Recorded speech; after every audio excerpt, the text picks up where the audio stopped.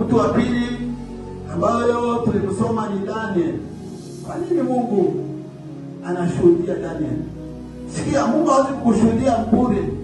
Mungu anapokushuhudia donki kuna jambo fulani umefanya lenye wengine wote hawafanyake. Na ndio maana usilinganishake maisha yako ya Ukristo na maisha ya watu wengine.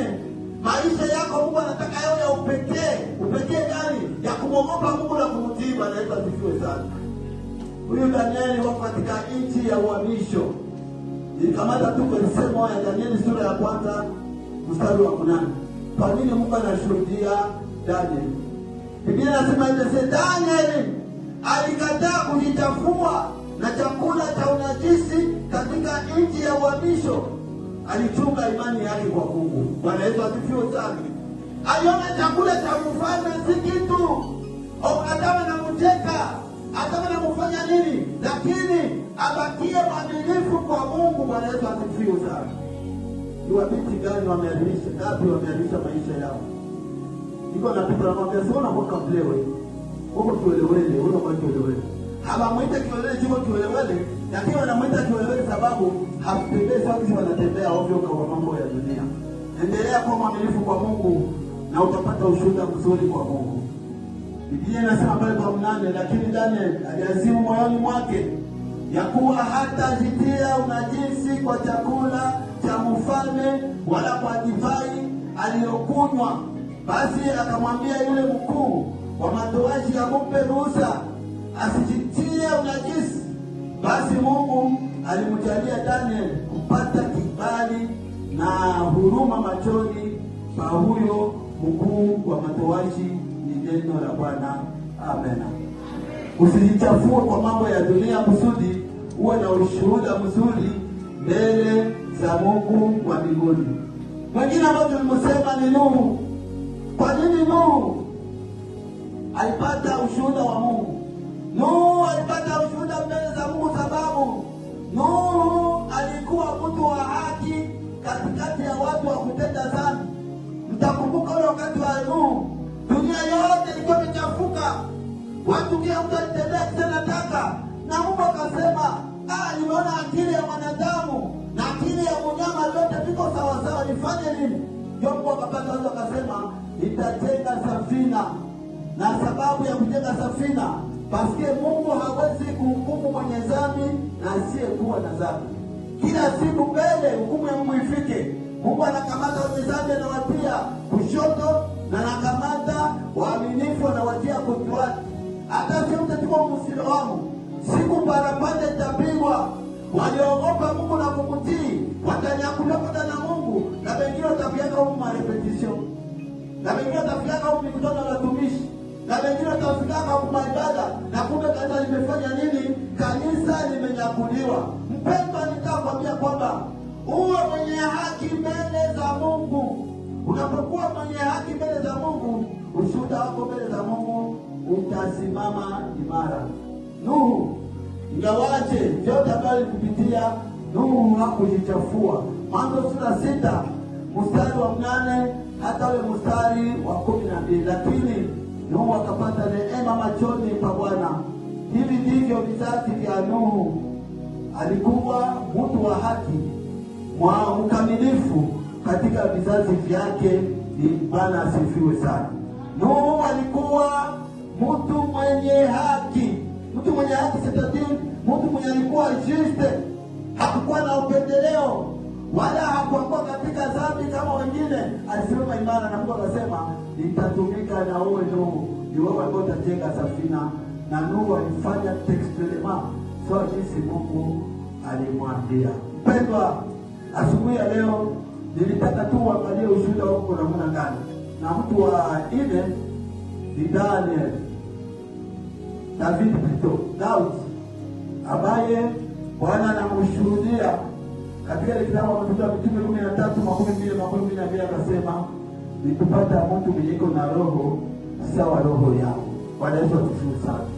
Ni nani yule anaweza kuwa na mawazo, anaweza kuwa na nia, anaweza kuwa na mwenendo sawa mwenendo wa Mungu?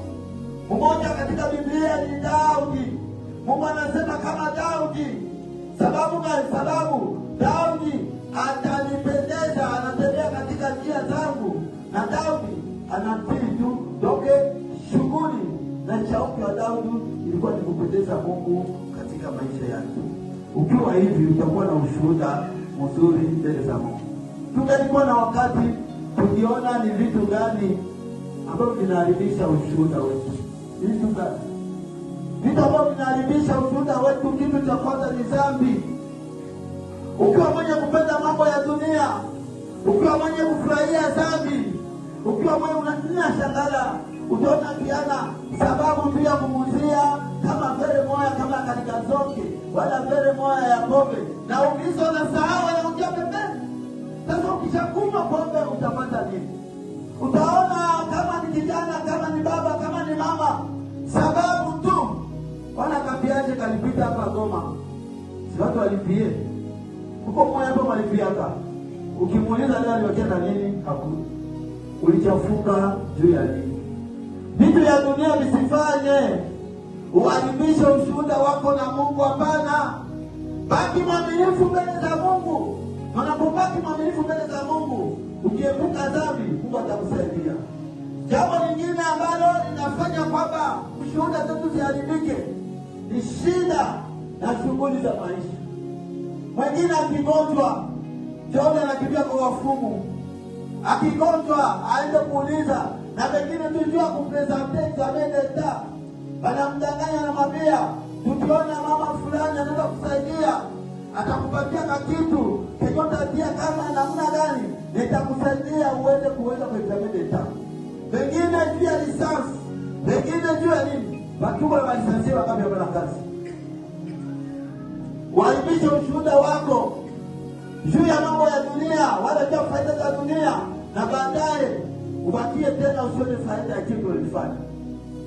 Magonjwa na shida nyingine zinafanya kwamba watu wengi ushuhuda wao uharibike. Wengine wakipoteza ramani zao, wakitukanwa, wakingiliwa katika shida mbalimbali, unakutana na kumparezo na anakuwa mtu sawa watu wengine.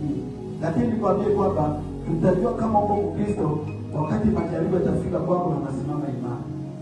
Tutajua kama uko Mkristo wakati unavuka vipindi fulani vizito ambavyo wengine hawawezi kushika. Sababu ya ile nilitaka kusema hivi asubuhi ya leo kuwa shetani anatuwinda katika kila njia kusudi hakikishe anaharibisha ushuhuda wetu.